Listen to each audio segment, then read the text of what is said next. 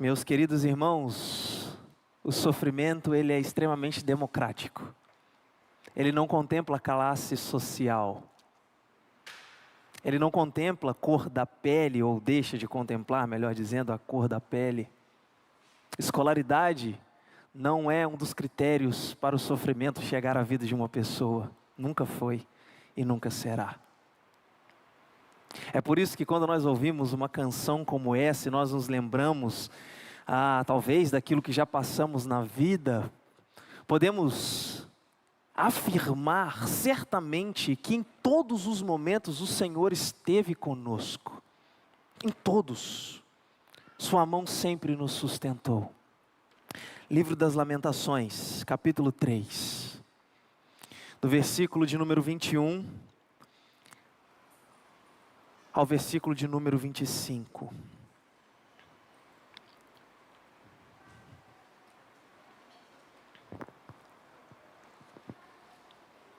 Livro das Lamentações, capítulo 3, do versículo de número 21 ao versículo de número 25, nos diz assim, a palavra do nosso Deus.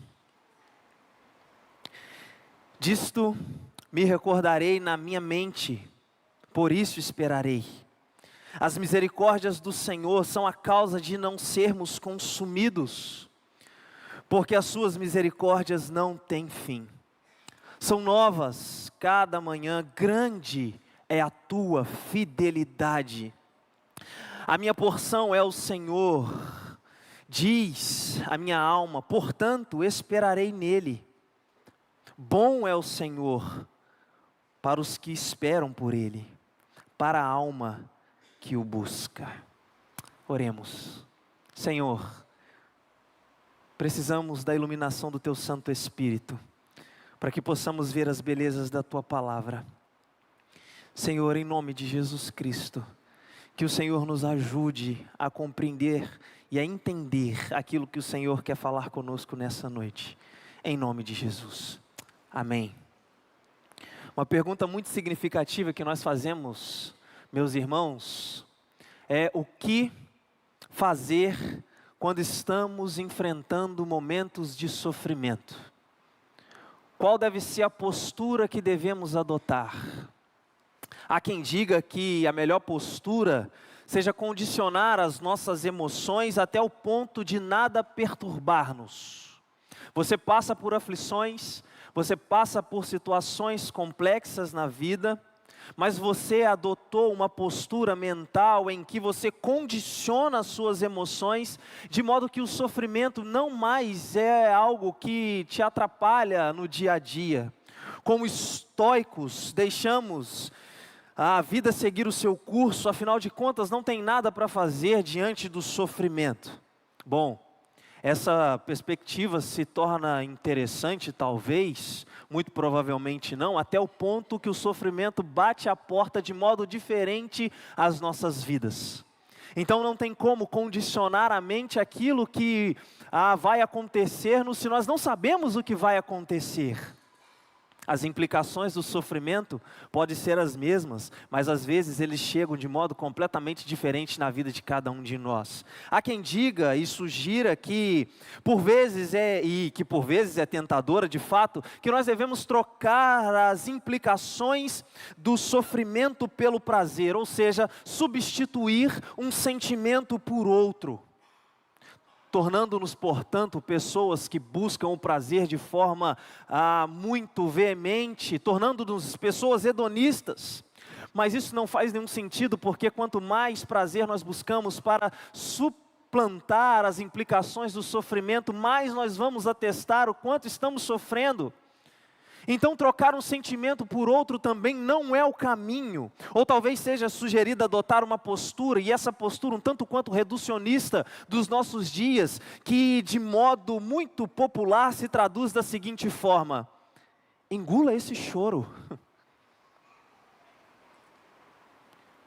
Você está fazendo drama, deixe de ser fraco. Essa é uma postura ou palavras extremamente reducionistas perto da perspectiva bíblica que veremos aqui. Quando nós olhamos para a palavra de Deus, meus irmãos, o livro das Lamentações, esse texto que nós lemos, o livro como um todo, tem como propósito fazer-nos refletir a respeito da nossa postura diante do sofrimento. E de modo prático, esse livro nos chama a chorar, esse livro nos chama a lamentar. Existe um cantor brasileiro que diz que homem não chora. Isso não é verdade. O maior homem que já pisou nessa terra, o exemplo de masculinidade é o Senhor Jesus Cristo, e Ele chorou, e chorou muito inclusive, chorou na perda de um amigo. Com o coração angustiado, disse ao pai, porque o pai tinha o abandonado, chamou os seus discípulos para poder orar por ele. Ele estava em angústia, e este homem, o maior homem que pisou nessa terra, chorou. E o livro das Lamentações tem esse propósito, nos chamar ao lamento diante do sofrimento. Este livro, meus amados, é composto por 5 capítulos, sendo a ordem dos 2 primeiros capítulos um acróstico com as 22 letras do alfabeto hebraico. Ou seja, o primeiro versículo começa com a letra Aleph e chega até a letra Tev, que é a letra Z, como se fosse a letra Z do nosso alfabeto. Isso indica algo muito interessante, que esse livro foi escrito para facilitar a memorização de seus conceitos e de suas verdades. No entanto, esse livro também mostra, ou a forma que ele é escrito, mostra a totalidade de algo. Ou seja, de A a Z, de forma total. E o contexto desse livro é evidenciado pelo sofrimento. No capítulo 3, a ordem continua, no entanto, a quantidade de versículos é acrescentada. Então nós temos para cada letra 3 versículos. Isso indica e aponta uma intensificação do momento que o profeta está vivenciando ali. E historicamente esse livro é atribuído a Jeremias. Então, no capítulo 3, nós temos 66 versículos, apontando uma intensificação do sofrimento, ou também do lamento, que o profeta faz naquele instante. No capítulo 4, ele chega ao seu clímax, o clímax do sofrimento, voltando à ordem dos capítulos 1 e 2. Mas algo extremamente curioso no capítulo 5. No capítulo 5 são as mesmas letras do alfabeto hebraico, no entanto, não existe ordem mais no capítulo 5.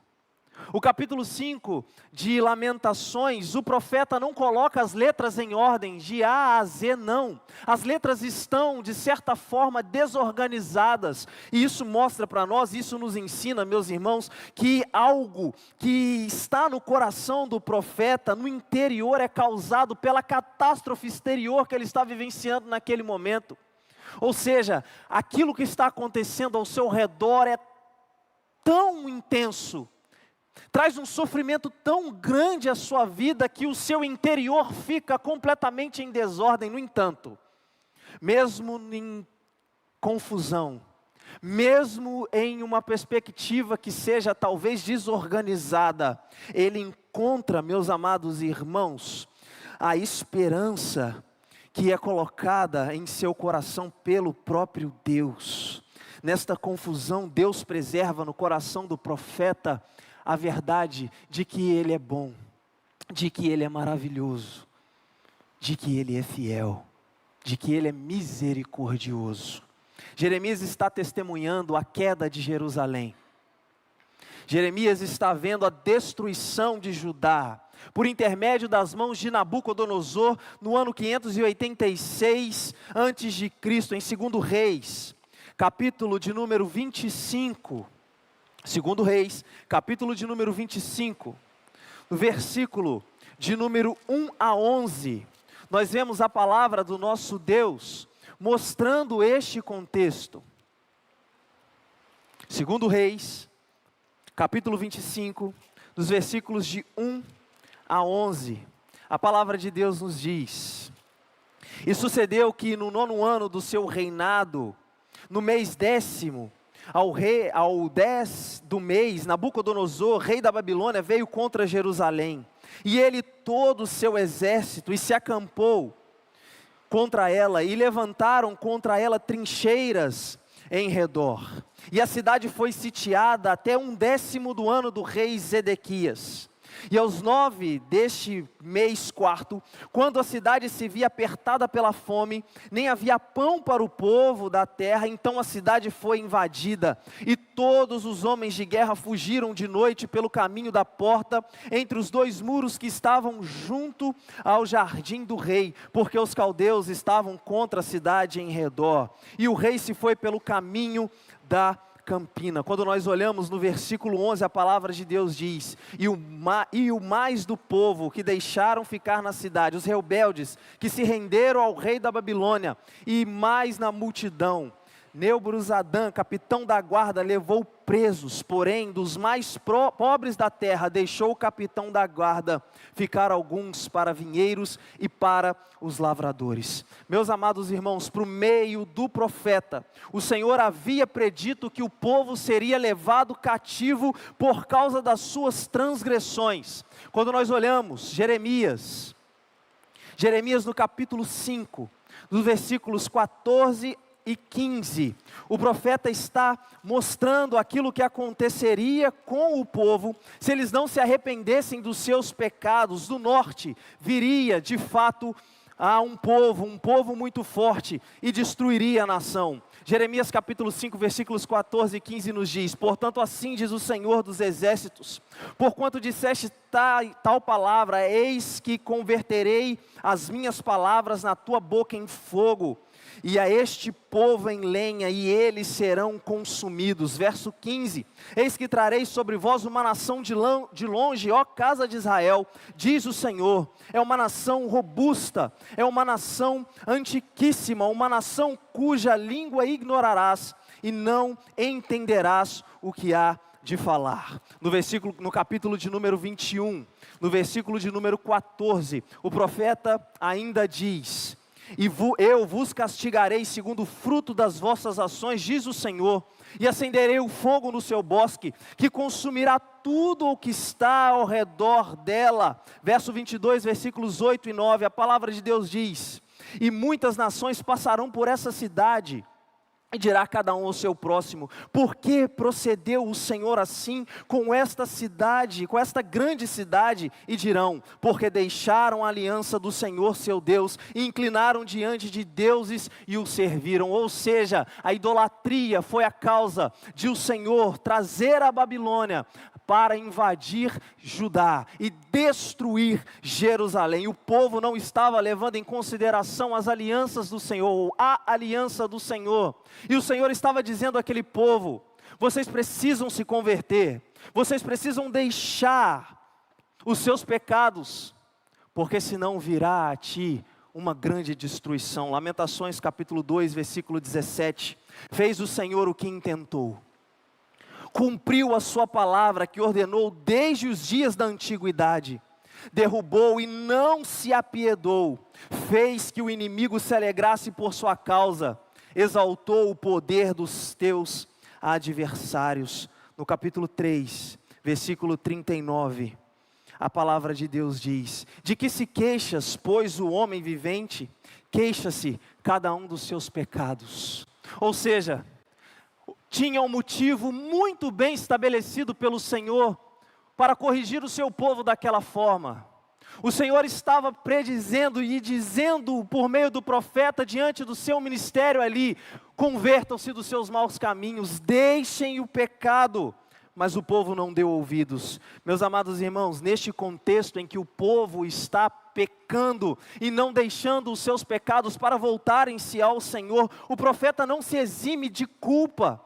Ele sabe que aquilo que está acontecendo também é por causa do seu pecado e também o pecado do seu povo. Lamentações capítulo 1, versículo 3, a palavra de Deus nos diz: Judá passou em cativeiro por causa da aflição e por causa da grande servidão. Ela habita entre os gentios, não acha descanso. Todos os seus perseguidores a alcançam entre as suas dificuldades. Verso 8 e 9 do capítulo 1. Jerusalém gravemente pecou. Por isso se fez errante, todos os que honravam a desprezaram, porque viram a sua nudez, ela também suspira e volta para trás, a sua imundícia está nas suas saias, nunca se lembrou do seu fim, por isso foi pasmosamente abatida, não tem consolador. Vê, Senhor, a minha aflição, porque o inimigo se tem engrandecido. No capítulo 5, versículos de número 16 e 17, o profeta mostra que aquela que outrora era como uma rainha, aquela que outrora era grande, a coroa saiu da sua cabeça. Veja o que diz: caiu a coroa da nossa cabeça, ai de nós. E o profeta entende a sua condição: ai de nós, porque nós pecamos, por isso desmaiou o nosso coração, por isso se escureceram os nossos olhos, pelo monte de Sião, assim chamada Jerusalém, que está assolado e como andam as raposas.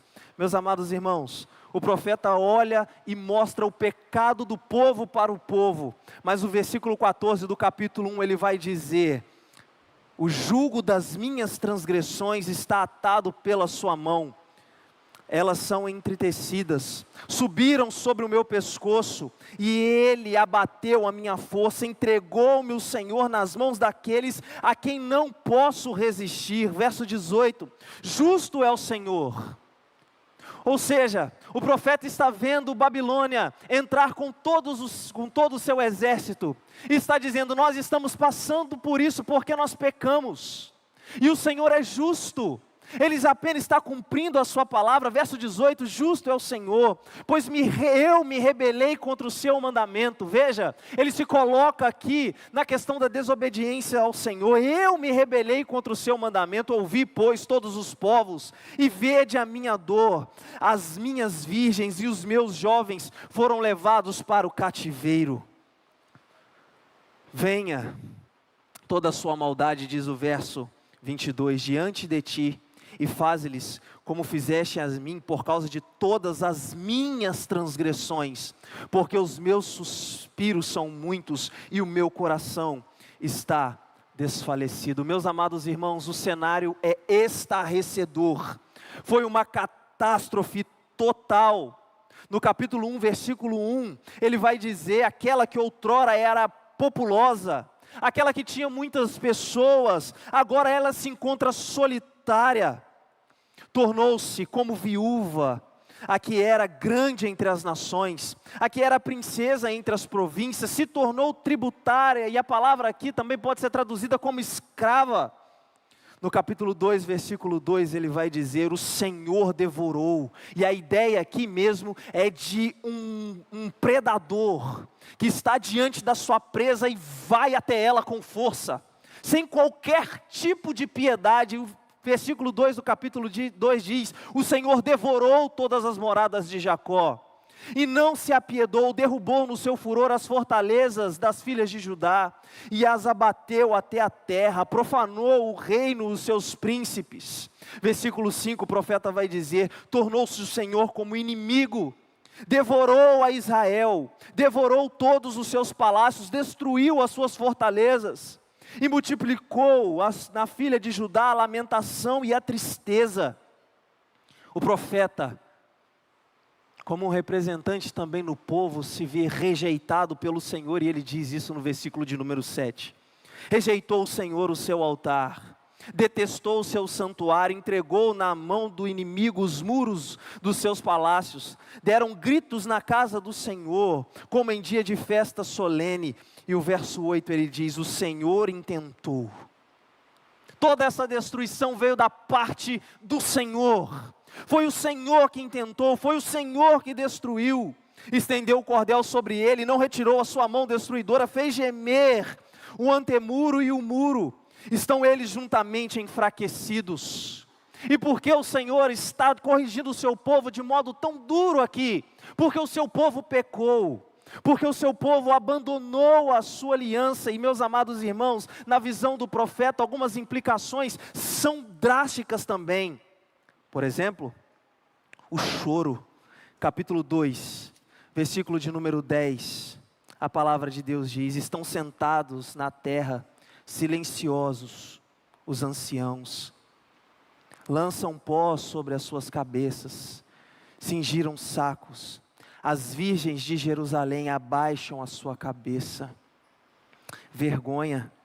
Verso 11, o profeta diz: já se consumiram os meus olhos com lágrimas, turbadas estão as minhas entranhas, o meu fígado, que na perspectiva antiga era onde se encontravam as emoções, se derramou pela terra por causa do quebrantamento da filha do meu povo, pois desfalecem o menino e a criança de peito nas ruas da cidade. Diz a palavra do Senhor, que além do choro, a fome fazia parte daquele contexto. E meus amados irmãos, a Bíblia é o livro mais honesto do mundo. Ela não encobre as coisas que acontecem. Capítulo 4, versículos 4 e 5, a palavra de Deus diz: a língua do que mama fica pegada pela sede ao seu paladar, e os meninos pedem pão, e ninguém lhe reparte. Os que comiam comidas finas, agora desfalecem nas ruas. Os que se criaram em carmesim, abraçam os monturos. Aqueles que foram criados nos palácios, aqueles que tinham a reveria, agora não têm mais. Capítulo 2, versículo 20, nos deixa perplexos. Vê, Senhor, e considera a quem fizestes assim. Hão de comer as mulheres o fruto de si mesmas, as crianças que trazem em seus braços. Isso fica um tanto quanto mais estarrecedor, meus irmãos, quando nós olhamos o capítulo 4, versículo de número 10. As mãos das mulheres outrora compassivas cozeram os seus próprios filhos e lhes serviram de alimento na destruição da filha do meu povo. Veja quão estarrecedor é o cenário que Jeremias está vendo. A solidão, a fome, o choro. Sugere-se o canibalismo. É estarrecedor o contexto que o profeta está.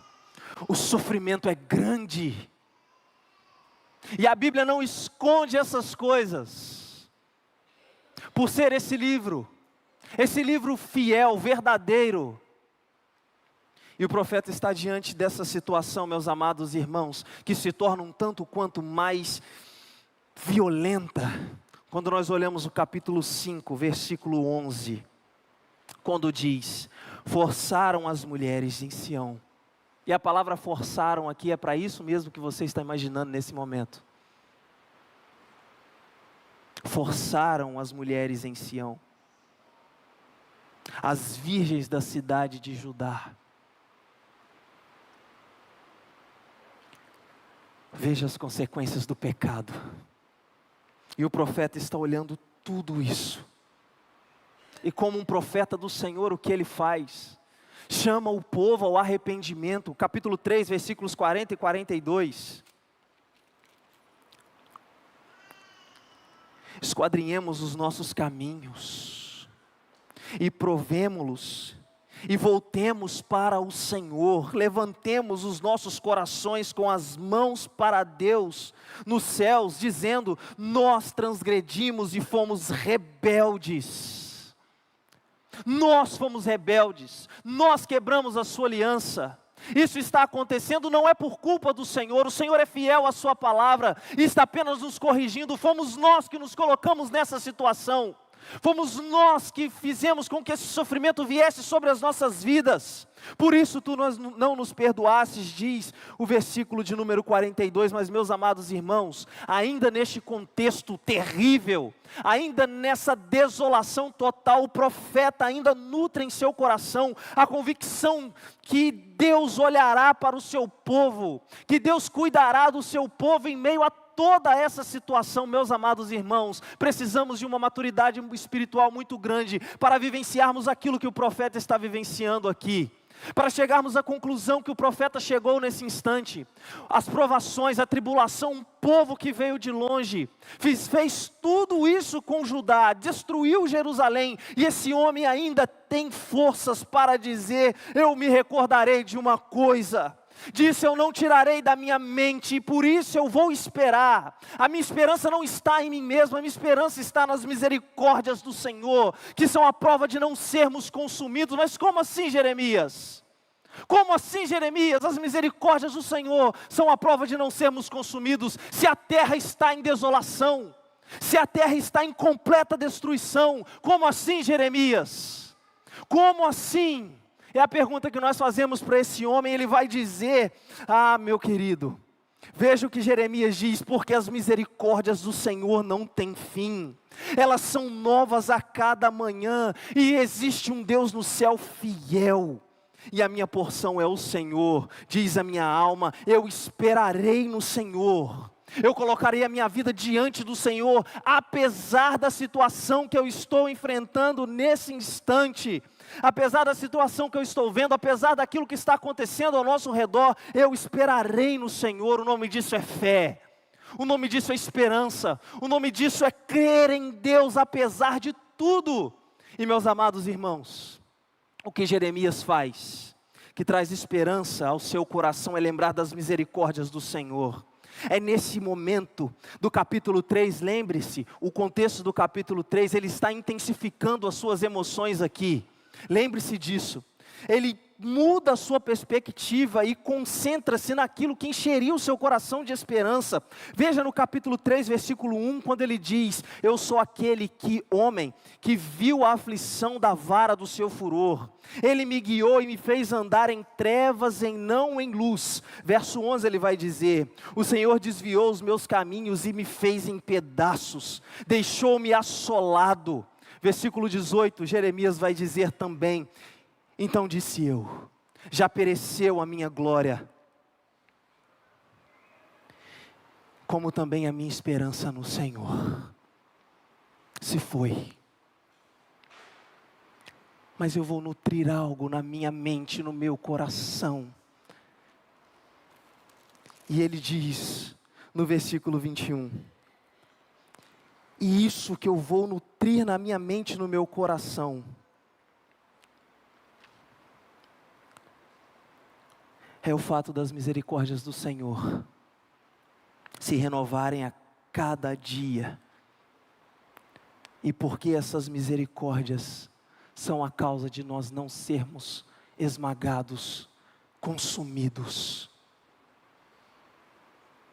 De fato é o que merecíamos, mas eu vou nutrir a minha mente diante do sofrimento, que existe um Deus misericordioso. Jó no capítulo 17, versos 15 e 16, Jó passa por uma situação muito complexa de sofrimento também. Então, ele diz palavras que são muito parecidas com aquilo que Jeremias diz aqui. Jó capítulo 17, versículos 15 e 16. Onde, pois, estaria agora a minha esperança? Sim, a minha esperança, quem a poderá ver? As barras da sepultura desceram juntamente no pó. Teremos descanso. Foi-se embora a minha esperança. Muito parecido com aquilo que Jeremias está dizendo aqui. No entanto, de modo intencional, Jeremias se concentra na recordação das contínuas misericórdias do Senhor, motivadas pelo seu infinito amor. A palavra misericórdia do versículo 26 dá a ideia de uma devoção amorosa, tanto que algumas Bíblias a tradução é o amor do Senhor. Então Jeremias se concentra no amor do Senhor, esse amor que se renova a cada dia, esse amor que não tem fim. Afinal de contas, nós partimos do pressuposto pressuposto que o nosso Deus é infinito. Logo, se o nosso Deus é infinito, e a Bíblia diz que Deus é amor, esse amor não tem fim, e é nisso que Jeremias se concentra. Meus amados irmãos, nos momentos que nós estamos passando de dificuldades na vida, no momento que nós estamos enfrentando o sofrimento, seja por causa do nosso pecado, ou seja porque Deus quer nos ensinar algo, nós precisamos nutrir em nosso coração que existe um Deus misericordioso. Nas palavras de Orlando Boyer, um homem muito sábio que fez uma enciclopédia bíblica, que foi um best-seller há tempos atrás, ele diz que as misericórdias do Senhor, ou a misericórdia do Senhor, é um sentimento doloroso causado pela miséria de outrem.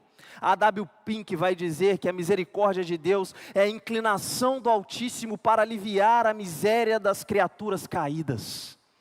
Jeremias está com esse conceito no coração. Existe um Deus nos céus, que apesar de toda a catástrofe que nós estamos vendo aqui, Ele é um Deus misericordioso. Ele é um Deus que se inclina. Ele é um Deus que não deixa com que a nossa vida permaneça no estado em que está, apesar do sofrimento e do caos.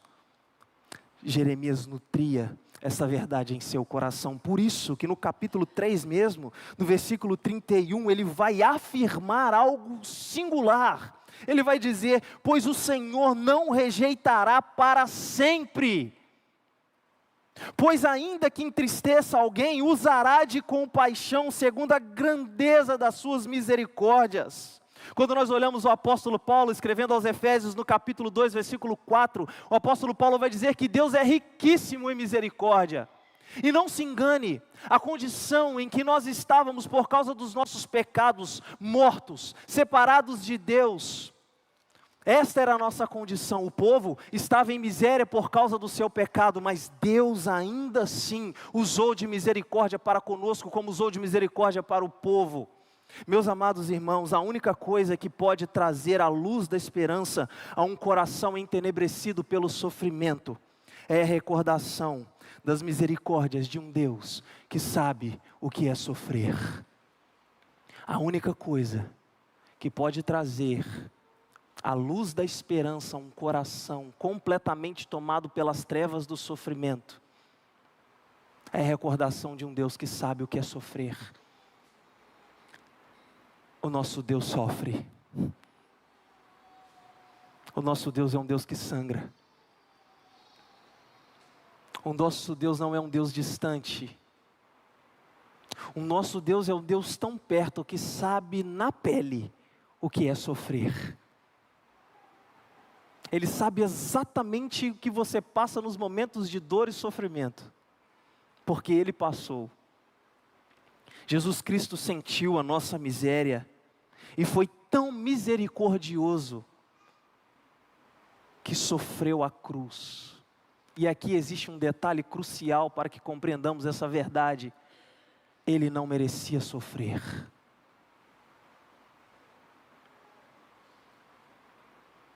Ele não merecia sofrer, mas sofreu. O povo, porque pecou, merecia passar por aquilo que estava passando. E o profeta é muito claro aqui.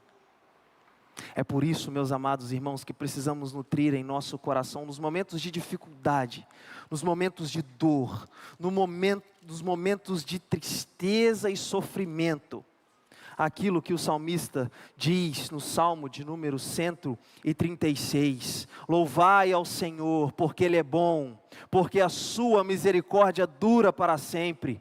Louvai ao Deus dos deuses, porque a sua misericórdia dura para sempre. Louvai ao Senhor dos senhores, porque a sua misericórdia dura para sempre. Aquele que só faz grandes maravilhas, porque a sua misericórdia dura para sempre. Aquele que por entendimento fez os céus, porque a sua misericórdia dura para sempre. Aquele que estendeu a terra sobre as águas, porque a sua misericórdia dura para sempre. Aquele que fez os grandes luminares, porque a sua misericórdia dura para sempre. O sol para governar de dia, porque a sua misericórdia dura para sempre. A lua e as estrelas para presidirem a noite, porque a sua misericórdia dura para sempre. O que feriu o Egito nos seus primogênitos, porque a sua misericórdia dura para sempre. E tirou a Israel do meio deles, porque a sua misericórdia dura para sempre. Com mão forte e com braço estendido, porque a sua misericórdia dura para sempre. Aquele que dividiu o mar vermelho em duas partes, porque a sua misericórdia dura para sempre. E fez passar Israel por meio dele, porque a sua misericórdia dura para sempre. Mas derrubou a Faraó com o seu exército no mar vermelho, porque a sua misericórdia dura para sempre. Aquele que guiou o seu povo pelo deserto, porque a sua misericórdia dura para sempre. Aquele que feriu os grandes reis, porque a sua misericórdia dura para sempre. E matou reis famosos, porque a sua misericórdia dura para sempre. Sion, rei dos amorreus, porque a sua misericórdia dura para sempre. E a Og, rei de Bazã, porque a sua misericórdia dura para sempre. E deu a terra deles em herança, porque a sua misericórdia dura para sempre. E mesmo em herança a Israel, seu servo, porque a sua misericórdia dura para sempre. Aquele que lembrou da nossa baixeza, porque a sua misericórdia dura para sempre. E nos redimiu dos nossos inimigos, porque a sua misericórdia dura para sempre. O que dá mantimento a toda a carne, porque a sua misericórdia dura para sempre. Então o profeta diz: louvai ao Deus dos céus, porque a sua misericórdia dura para sempre. Exaltado seja o nome de Jesus. Louvado seja o nome de Jesus, meu amado irmão e minha querida irmã. A misericórdia do Senhor dura para sempre, e a sua vida é alvo desta misericórdia. Portanto, se lembre disso nos momentos de aflição e de tristeza. Mas Jeremias ainda nutre uma segunda coisa em seu coração: a fidelidade do Senhor. Nós não podemos perder de vista, nos costumes dos nossos dias, de deixar as verdades preciosas da palavra de Deus perderem o sentido em nosso coração. Por isso se lembre, Deus é fiel. Ele é fiel. Nunca se esqueça disso, Deus é fiel. O contexto é caótico, mas Jeremias se lembra da fidelidade no Senhor e faz uma confissão, quando ele diz, no versículo de número 23, depois de dizer que as misericórdias do Senhor se renovam a cada manhã, ele diz: grande é a tua fidelidade. Eu confio num Deus grande, por isso que a sua fidelidade também é grande. E porque a fidelidade do Senhor é grande, meus amados irmãos, o reino jamais teria fim.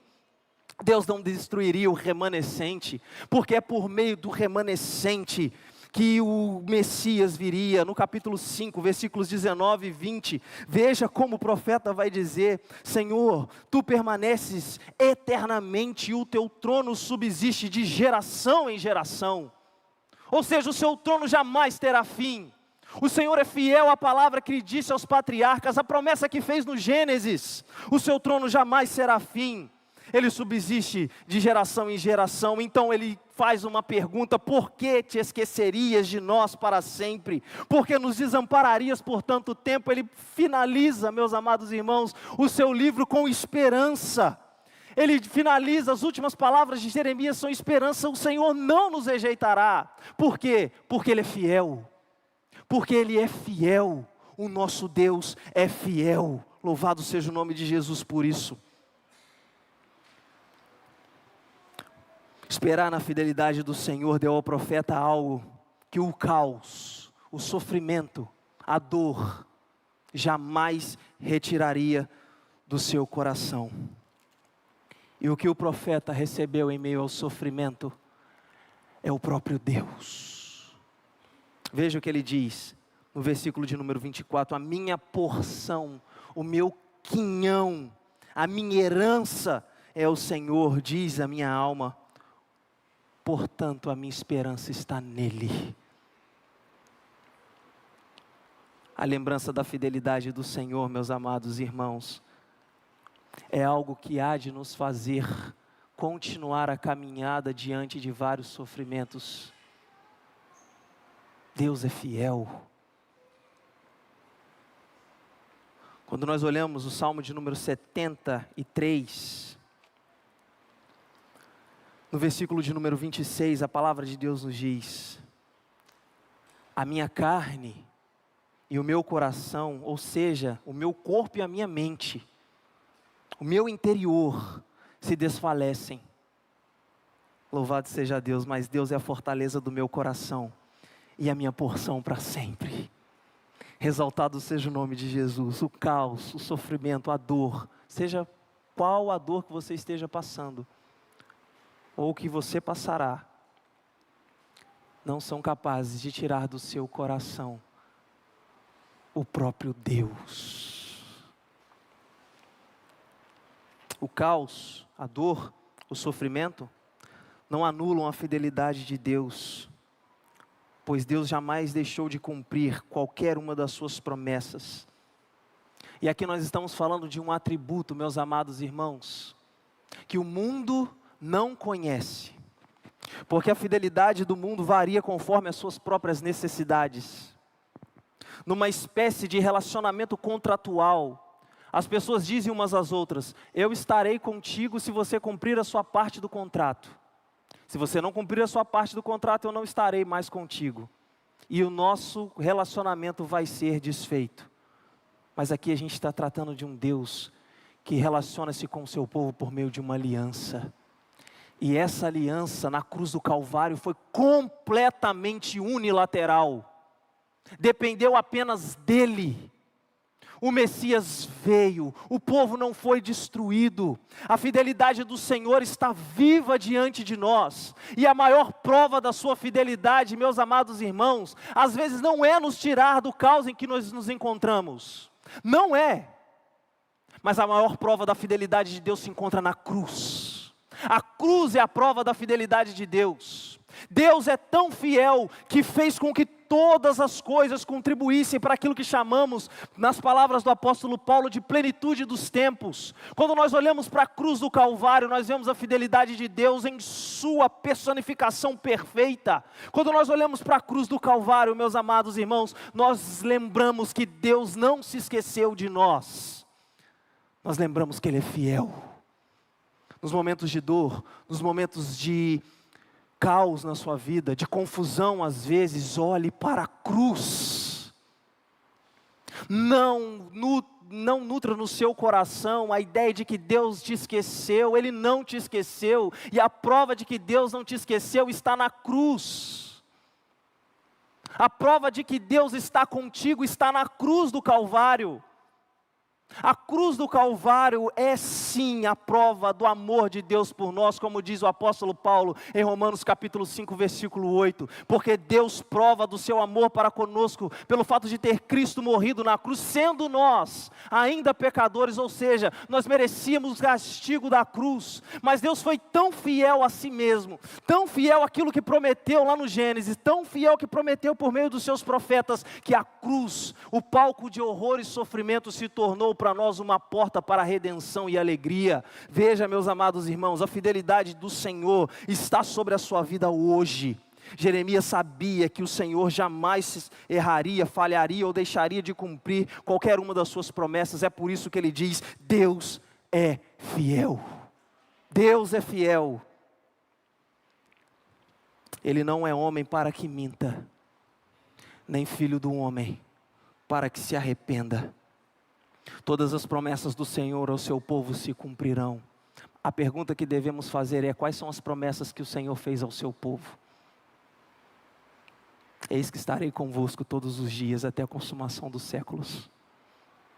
Não vos deixarei órfãos. Enviarei para vocês o Consolador.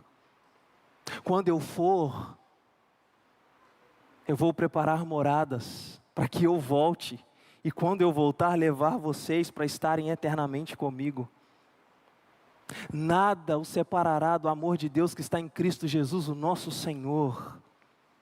Ele vos guardará de tropeçar e vos apresentará imaculados diante do seu reino. A Ele seja a glória eternamente, amém. É o que diz Judas no versículo 24. Tantas promessas,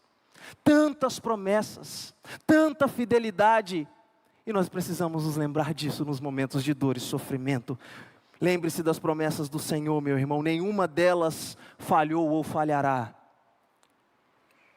Mas o profeta ainda vê algo no Senhor e declara, a partir do versículo de número 25, ele cita ou declara uma expressão curta, mas de muita profundidade.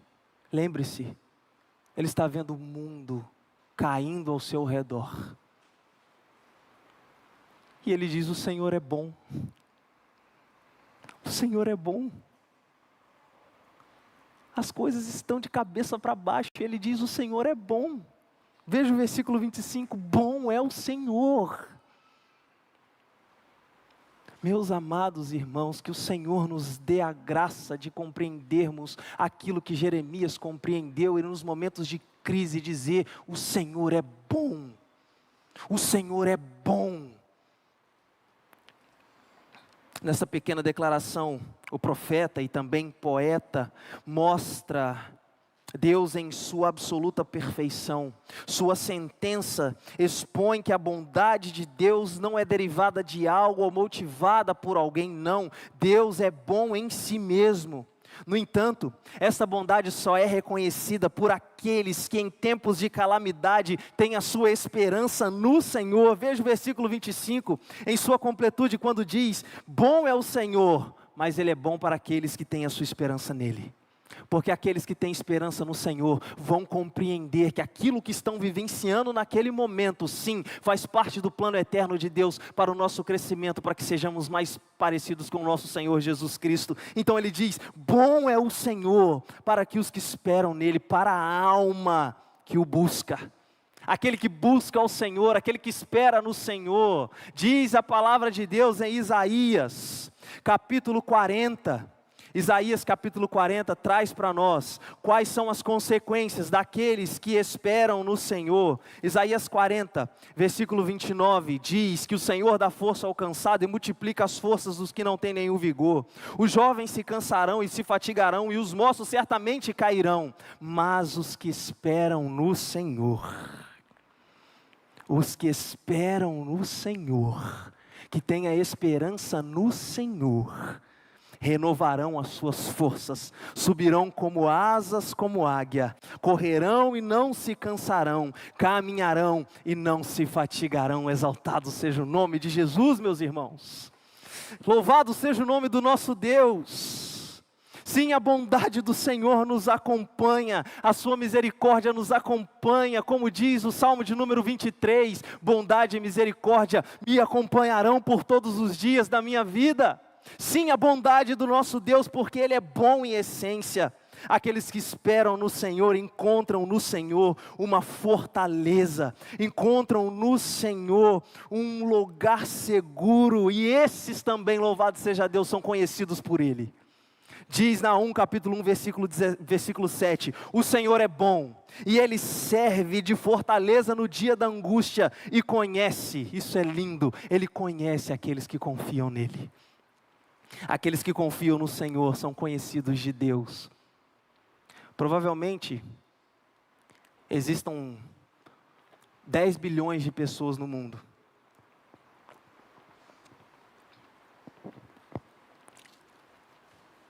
Esse texto mostra que aqueles que confiam no Senhor, o Senhor chama eles pelo nome.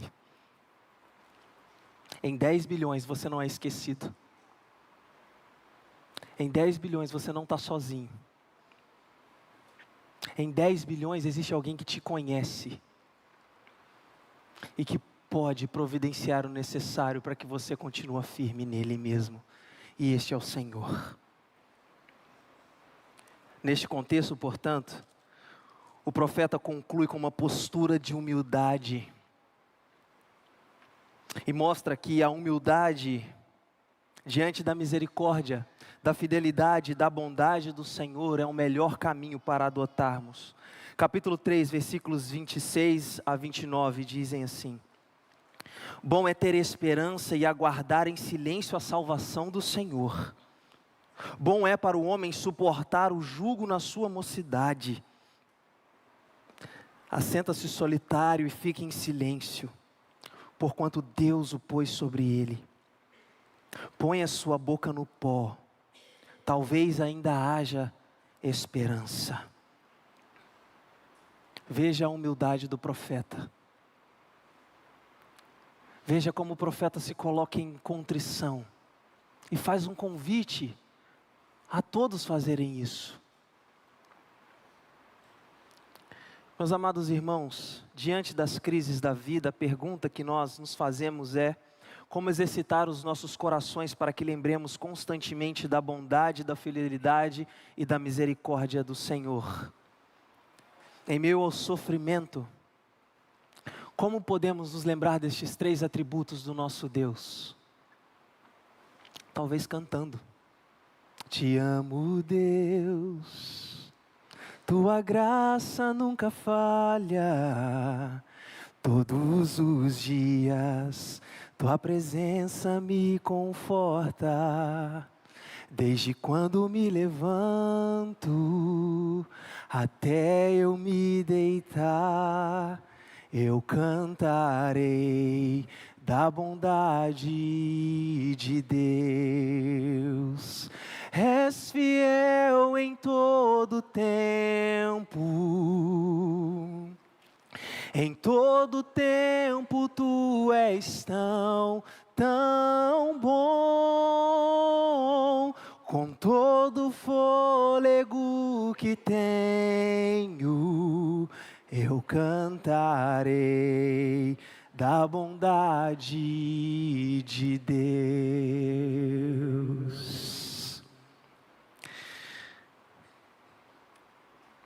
Comentarista bíblico Warren Wiersbe fazia parte de um programa de rádio. E certa vez ele recebeu um texto de um ouvinte, que ele diz que nos momentos de dificuldade, de dor e de sofrimento, esse texto fez muita diferença para ele, e eu concluo com esse texto, que diz assim: olhe para si mesmo e ficará deprimido. Olhe para as circunstâncias e ficará angustiado. Olhe para o Senhor e você será abençoado. Oremos ao Senhor.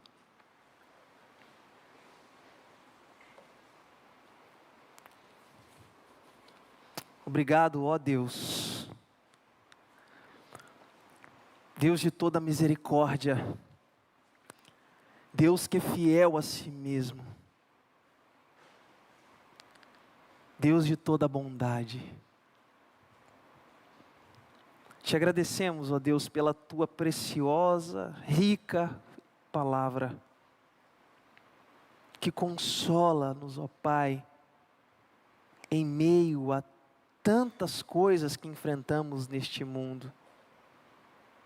Tua mão que nos sustenta em meio a tantas situações. Nós te louvamos, ó Deus, porque a tua palavra é encorajadora para nós. Como diz o poeta brasileiro em uma das suas canções, e quase parando, sem força e vigor, a gente lê a palavra, encontra bastante poder para vencer e continuar a jornada. Ó Deus, sonda cada coração nesta noite. Veja, ó Deus, o que cada um está passando. E que o Senhor, ó Pai, com mão forte, poderosa, possa sustentar a cada um que espera no Senhor e que se coloca diante do Senhor em humildade. Perdoa-nos, ó Deus. Perdoa os nossos pecados. Perdoa as nossas transgressões. Perdoa as nossas falhas. Seja misericordioso para conosco, ó Deus. Sabemos que o Senhor não se esqueceu de nós. E a prova é a cruz do Calvário. Obrigado, Senhor. Obrigado porque na cruz, naquele sacrifício, nós encontramos o perdão para os nossos pecados. Que a graça de nosso Senhor e Salvador Jesus Cristo, que a comunhão e as doces consolações do Espírito Santo de Deus, seja com cada um aqui reunido e com todos aqueles que esperam a gloriosa, visível, pessoal e repentina volta do nosso Senhor e Salvador Jesus Cristo. No nome de quem oramos. Amém.